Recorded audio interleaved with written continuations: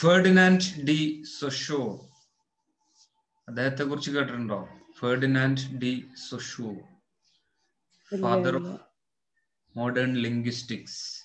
ഒരു പക്ഷെ കാരണം ഞാന് ഒരു പക്ഷെ നമ്മളെ ഫൈനൽ ഇയർ 6th സെമ്മർക്ക് എടുത്തതായിരിക്കാം, അതുകൊണ്ടാണ് ഞാൻ ചോദിച്ചത്. എനിക്ക് സംശയം നമുക്ക് ചെറുതായിട്ട് ടച്ച് ചെയ്ത് പോകാനുണ്ടായിരുന്നു എന്നൊരു സംശയം. ഓക്കെ, ഏതായാലും നമുക്ക് അതിലേക്ക് ഒന്ന് പോവാം. സ്ട്രക്ചറലിസം എന്ന് പറഞ്ഞു കഴിഞ്ഞാൽ ദ ഫാദർ അതായത് ഫെർഡിനാൻഡ് ഡി സൊഷൂർ ആണ്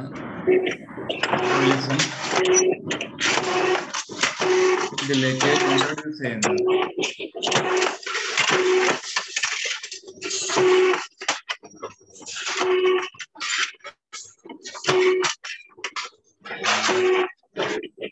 ആരാണ് കയറി വന്ന് ബഹളം ഉണ്ടാക്കുന്നത്? സാലിഹ് കേട്ടി.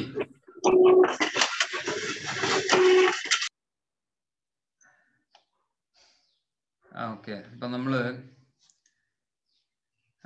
according to Ferdinand de Saussure, actually he is a Swiss linguist born in 1857 and he dies in 1914. He was actually a Swiss linguist. So Ferdinand de Saussure, he was the first one to talk about structuralism, and actually he has not written a work on this topic, but his students compiled the notes that taken from his lecture, and that was later or posthumously published as the work on structuralism. The title of that book is Course in General Linguistics. Course in General Linguistics. അപ്പൊ നമ്മള് പറഞ്ഞു Ferdinand de സൊഷൂർ, അതുപോലെ cloud levy Straus,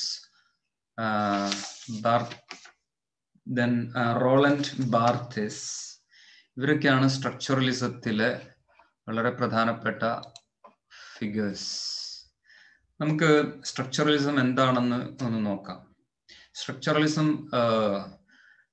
നമ്മളോട് പറയുന്നത് language follows a structure എന്നാണ്.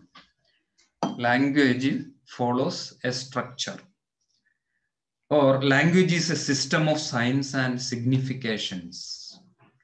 Language എന്ന് പറഞ്ഞു കഴിഞ്ഞാൽ ഒരു സ്ട്രക്ചർ ഫോളോ ചെയ്യുന്നുണ്ട്, ഒരുപാട് സയൻസും സിഗ്നിഫിക്കേഷൻസും ഉണ്ട്. അതിനെക്കുറിച്ച് ഫെർഡിനാൻഡ് ഡി സൊഷൂറെ പറയുന്ന ആ ഭാഗം ഒന്ന് നമുക്ക് നോക്കാം. ഓക്കെ, ഇതില് ഇഫ് യു ലുക്ക് അറ്റ്, നിങ്ങൾ ഫെർഡിനാൻഡ് ഡി സൊഷൂർ പറയുന്നതിന്റെ വളരെ പ്രധാനപ്പെട്ട ഒരു ഭാഗമാണ് ഞാൻ ഈ ഒരു സ്ലൈഡിൽ കാണിച്ചിരിക്കുന്നത്.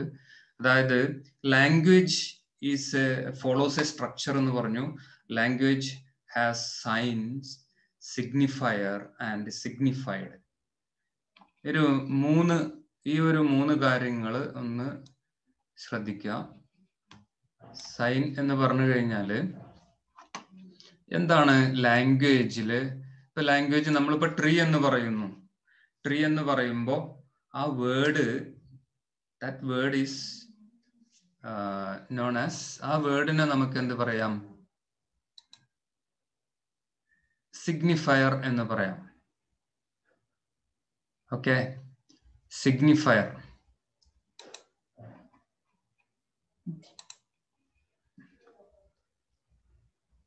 അതുപോലെ ആ ട്രീ എന്ന് പറയുന്ന ഒരു ചിത്രം നമ്മളുടെ മനസ്സിൽ വന്നിട്ടുണ്ടാവും, ഒരു ഇമേജ്.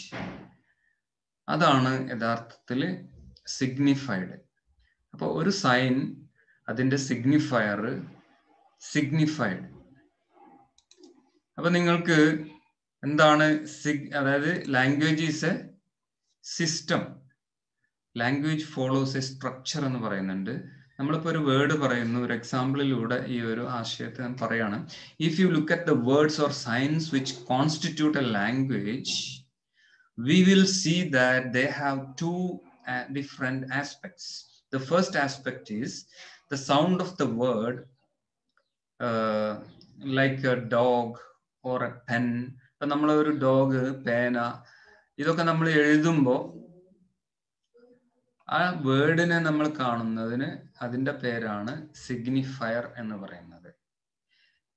ഇനി ആ ഒരു വസ്തു യഥാർത്ഥത്തിൽ ആ ഒരു കോൺസെപ്റ്റ്, നമ്മളെ മനസ്സിലുള്ള ആ കോൺസെപ്റ്റിന് പറയുന്ന പേരാണ് സിഗ്നിഫൈഡ്. ക്ലിയർ ആണോ? സിഗ്നിഫയർ എന്താണെന്നും സിഗ്നിഫൈഡ് എന്താണെന്നും ക്ലിയർ ആണെന്ന് വിചാരിക്കുന്നു.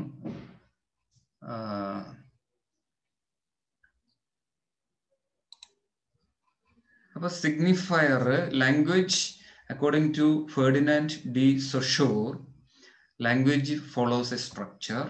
It has sign, a signifier and a signified.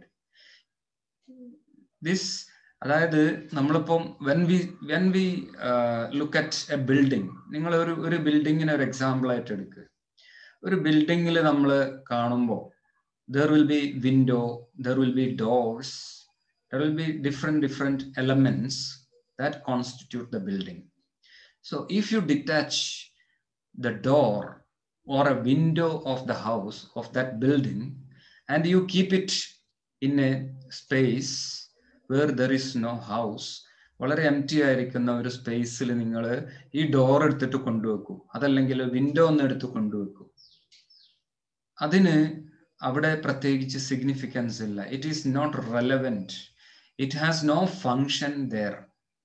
അതേസമയം അതൊരു ബിൽഡിങ്ങിന്റെ സ്ട്രക്ചറിന്റെ ഭാഗമായി നിൽക്കുന്ന സമയത്ത് it has a function. I mean right? അതായത് അത് പരസ്പരം റിലേറ്റ് ചെയ്ത് നിൽക്കുമ്പോൾ മാത്രമാണ് അതിനൊരു മീനിങ് ഉള്ളത്, അതിന് റെലവൻസ് ഉള്ളത് എന്നുള്ളതാണ്. So there is a system, there is a structure.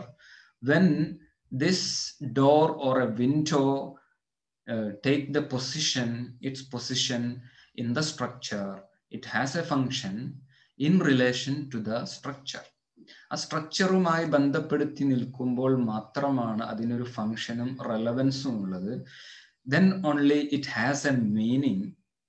അതിന് നമ്മൾ വേറെ ഒരു ഒഴിഞ്ഞ സ്ഥലത്ത് കൊണ്ടുപോയി ഒരു ഡോറോ അല്ലെങ്കിൽ വിൻഡോയോ വെറുതെ എടുത്തു വെച്ചാൽ അതിന് it has no relevance, it has no meaning. ഒരു എക്സാമ്പിൾ പറയാണ്, ഇതുപോലെ ഒരു ലിറ്റററി വർക്ക്, അത് it has a signifier, it has a sign, a signifier and a signified. അപ്പോ ഈ കാര്യങ്ങൾ, അതായത് language follows a structure, it has a system, it has a sign, it has a signifier and it has a signified. ഞാൻ നേരത്തെ കാണിച്ച് തന്നതുപോലെ നമുക്കതിൻ്റെ power പോയിന്റിലൂടെ ഒന്നും കൂടെ പോയി നോക്കാം.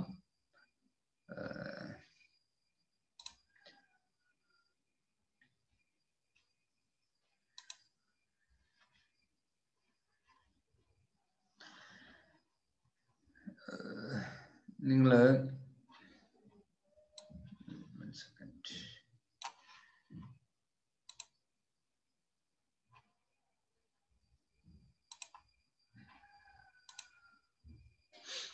so the second part of the sign is the concept that it refers to and is termed by Saussure as the signified. അപ്പോൾ നമ്മളൊരു സൈനിന്റെ സെക്കൻഡ് പാർട്ടിനെയാണ് സിഗ്നിഫയർ, അതിന്റെ മൂന്നാമത്തെ പാർട്ടിന് അതല്ലെങ്കിൽ നമുക്ക് സിഗ്നിഫൈഡ് എന്ന് പറയാം. So according to Saussure, a signifier is able to signify not through its attachment to particular concepts or signifieds, but through its relationship with other signifiers within a particular language system. നേരത്തെ പറഞ്ഞല്ലോ, നമ്മളെ ബിൽഡിങ്ങിന്റെ example പറഞ്ഞതുപോലെ വേർഡ്സും ഫിഗേഴ്സും എല്ലാം നമ്മളുടെ ലിറ്ററേച്ചറിൽ വരുമ്പോൾ അതിന് ഒരു ഇമ്പോർട്ടൻസ് ഉള്ളത് എവിടെയാണ്? In relationship with other signifiers.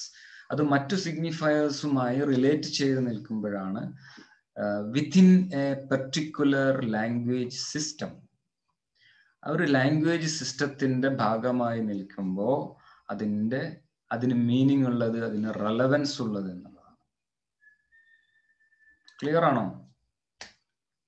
So language, like a structure, is always complete and self-contained at any given point of time, and therefore linguists should study in terms of its internal relations that exist at any given moment in time, rather than merely in terms of its history. Till 19th century vare ലിറ്ററേച്ചറിനെ ഹിസ്റ്ററിയുമായി ബന്ധപ്പെടുത്തിക്കൊണ്ടായിരുന്നു, അതിൻ്റെ evolution in the history, അതുപോലെ കോണ്ടെക്സ്റ്റുമായി ബന്ധപ്പെട്ടായിരുന്നു കാര്യങ്ങൾ analyse ചെയ്തിരുന്നത്. But actually different from that, Ferdinand de Saussure, he actually gives us, he analyzes a particular work in terms of the functions in the present, in terms of its internal relation that exists at any given moment in time. അതായത് ഈ സമയത്ത് അതിൻ്റെ പ്രാധാന്യത്തെക്കുറിച്ച് പറയാണ്. ഈ ഒരു അപ്രോച്ചിന്റെ പേരാണ് synchronic approach. Synchronic approach എന്ന് പറയുന്നത് ആസ് ഒപ്പോസ് ടു ദ ഡൈക്രോണിക്. ഡൈക്രോണിക് എന്ന് പറയുമ്പോൾ considering in terms of history എന്നാണ് അതിൻ്റെ അർത്ഥം. ഡൈക്രോണിക് അത് ചരിത്രപരമായിട്ട് അതിൻ്റെ എവല്യൂഷനെ കുറിച്ച് ഇങ്ങനെ പഠിച്ച് പറഞ്ഞ് അതിൻ്റെ രീതികൾ മനസ്സിലാക്കി പോരുന്നു. സിങ്ക്രോണിക് എന്ന് പറഞ്ഞു കഴിഞ്ഞാൽ ഇപ്പോൾ നമ്മളിപ്പോൾ ഒരു പെർട്ടിക്കുലർ വർക്കിനെ പറ്റി പഠിക്കുമ്പോൾ അതിൻ്റെ പ്രസന്റ് ആയിട്ടുള്ള അതിൻ്റെ ഫങ്ഷനും കാര്യങ്ങളെ കുറിച്ചുള്ള ഡീപ്പായിട്ടുള്ള അനാലിസിസ് ആണ് സിങ്ക്രോണിക് എന്ന് പറയുന്നത്. അതേസമയം ഡൈക്രോണിക് എന്ന് പറയുമ്പോൾ അതിൻ്റെ ഹിസ്റ്ററിയിലൂടെ പോയി അതിൻ്റെ കൾച്ചറൽ കൺവെൻഷൻസ് ഒക്കെ അനലൈസ് ചെയ്യുമ്പോൾ അതിന് ഡൈക്രോണിക് അപ്രോച്ച് എന്ന് പറയാം. So but Saussure wanted to take this language in the synchronic approach. Synchronic അപ്രോച്ചിലൂടെയാണ് ലാംഗ്വേജിന്റെ സ്റ്റഡി Saussure നടത്താൻ ഇഷ്ടപ്പെടുന്നത്. ഇനി ഇത് ലിറ്ററേച്ചറുമായിട്ട് എങ്ങനെയാണ് ബന്ധപ്പെടുന്നതെന്ന് നോക്കാം. ഇപ്പോ Saussure, as you know, he's a linguist. ഒരു ലിംഗ്വിസ്റ്റ് ആണ്. ലാംഗ്വേജിനെ കുറിച്ച് ഡീപ്പ് സ്റ്റഡി നടത്തുകയും അതിൻ്റെ ഇന്റേണൽ സ്ട്രക്ചറിനെ കുറിച്ചും ഒക്കെയാണ് ഫെർഡിനാൻഡ് ഡി സൊഷൂർ നമ്മളോട് സംസാരിക്കുന്നത്.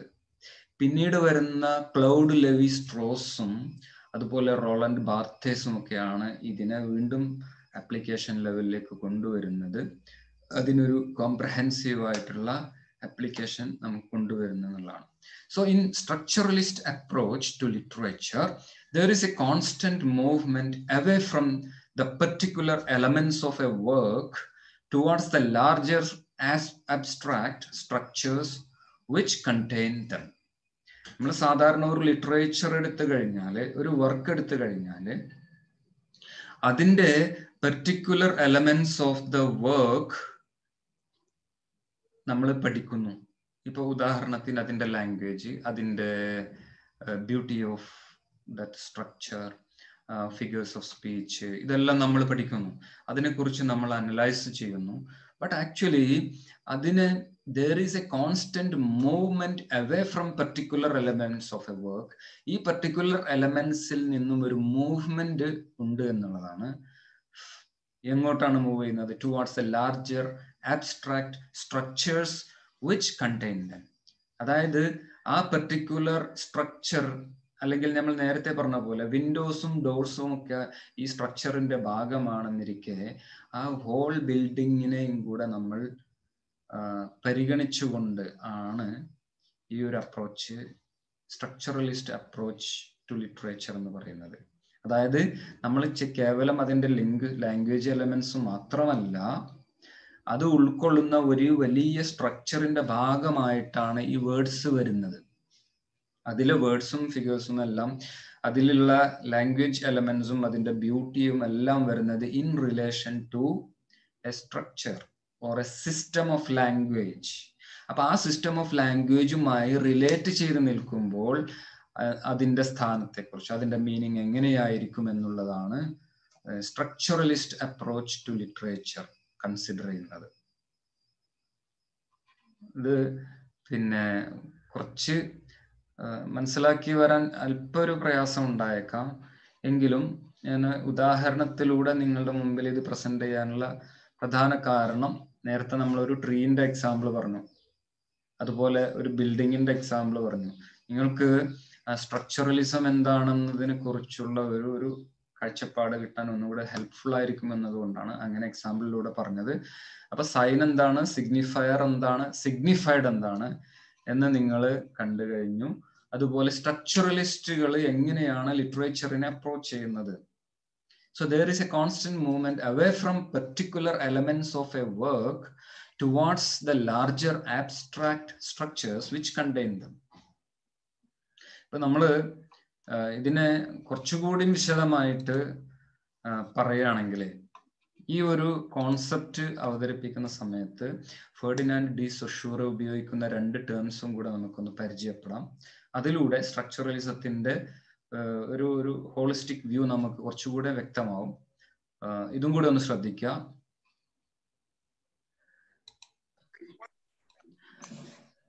So the underlying set of rules and conventions is what Saussure refers to as lang.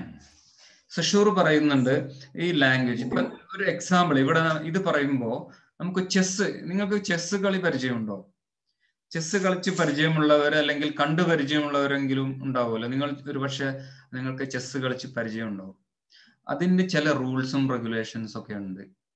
ഇപ്പൊ ഹോഴ്സ്, അതില് പിന്നെ ഓരോ കരുവും നമ്മൾ നീക്കുന്ന സമയത്ത് ഓരോരുത്തരും എങ്ങനെ മൂവ് ചെയ്യണം, there is an underlying principle, rules and conventions.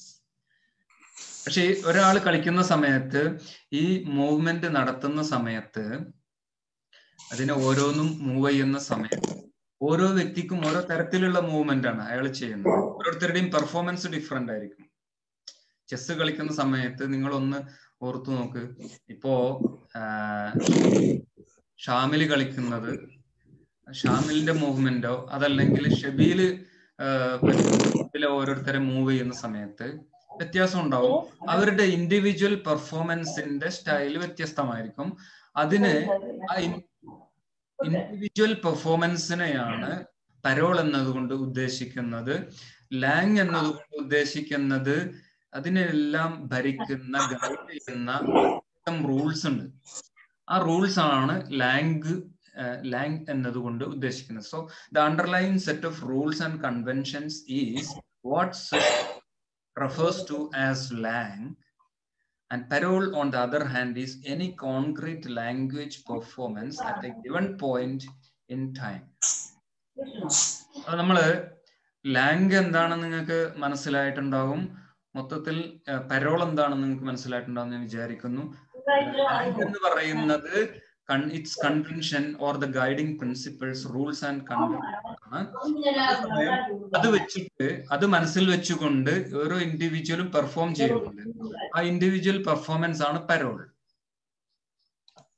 അപ്പൊ ഇത് രണ്ടും നിങ്ങൾക്ക് മനസ്സിലായി കഴിഞ്ഞാൽ ഫെർഡിനാൻഡ് ഡി സൊഷൂറിന്റെ സ്ട്രക്ചറലിസത്തിനെ കുറിച്ചൊരു ഏകദേശം ഐഡിയ നിങ്ങൾക്ക് കിട്ടും.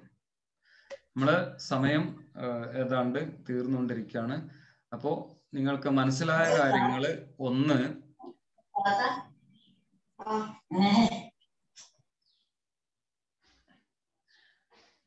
അപ്പൊ നിങ്ങള് ഓരോരുത്തരായിട്ട് മനസ്സിലായ കാര്യങ്ങൾ ഒന്ന് പറഞ്ഞാൽ നമ്മളെ ക്ലാസ്സിന്റെ ഇന്ററാക്റ്റീവ് മോഡിനെ നമുക്ക് മെയിൻറ്റെയിൻ ചെയ്ത് കൊണ്ടുപോകാം.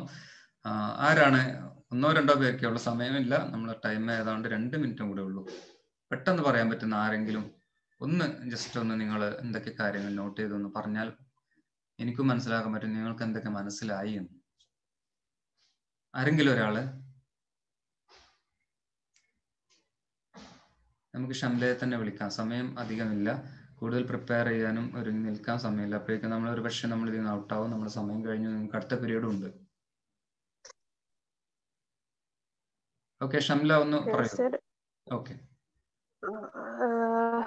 Structuralism, Fernand de Saussure is known as the father of linguistics. He was born on 1867 and died in 1914. He was the first to talk about structuralism. Actually, he didn't made a book on this, but his students who took note from his lecture later made it to a book, and it names Course in General Linguistics. Then Claude Lévi-Strauss, then Roland Barthes are the important figures. Then structure, language follows a structure, or language is a form of science and signification. That is said like that. Then okay, then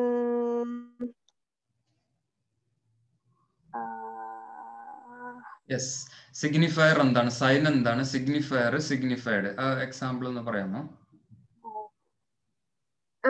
So first, if we look at all words or sign which constitute a language, we will see that they have two different aspects.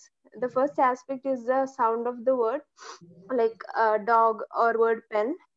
The aspect of the sign is referred to by Saussure as signifier. Then the second aspect of the sign is the concept that is referred to, and it termed by Saussure as signified. Okay. Then according to him, a signifier is able to signify not through its attachment to particular concept or signified, but through its relationship with other signifiers within a particular language system. Then language, like a structure, is always complete and self-contained at any given point of time, and therefore linguists should study it in terms of its internal relation that exists at any given moment in time, rather than merely in term of its history. This is why he approached language and is referred to as synchronic as opposed to diachronic. Then in structuralist approach to literature, there is a constant movement away from particular element of a work towards the large abstract structure which contain them. Then the underlying set of rules and convention is what Saussure refers to as lang. Parole, on the other hand, is a concrete language performance at a given point in time. That's all. Okay, very good, very good. Wonderful, excellent. Thank you, Shamla. Thank you so much. മറ്റുള്ളവരൊക്കെ ഇത് not ചെയ്തിട്ടുണ്ടാവുമെന്ന് വിചാരിക്കുന്നു. നമ്മൾ സമയം അവസാനിച്ചിരിക്കുന്നു. എല്ലാവർക്കും അടുത്ത ക്ലാസ്സിലേക്ക് പോകാൻ തയ്യാറാവുക. Okay, thank you. അറ്റൻഡൻസ് എഴുതിയിടാത്തവരൊന്ന് ചാറ്റ് ബോക്സിൽ വേഗം എഴുതിയിട്ടോളൂ. Thank you. നിങ്ങൾക്ക് ലീവ് ചെയ്യാം, നിങ്ങൾക്ക് അടുത്ത ക്ലാസ്സിലേക്ക് പോവാം. Thank U.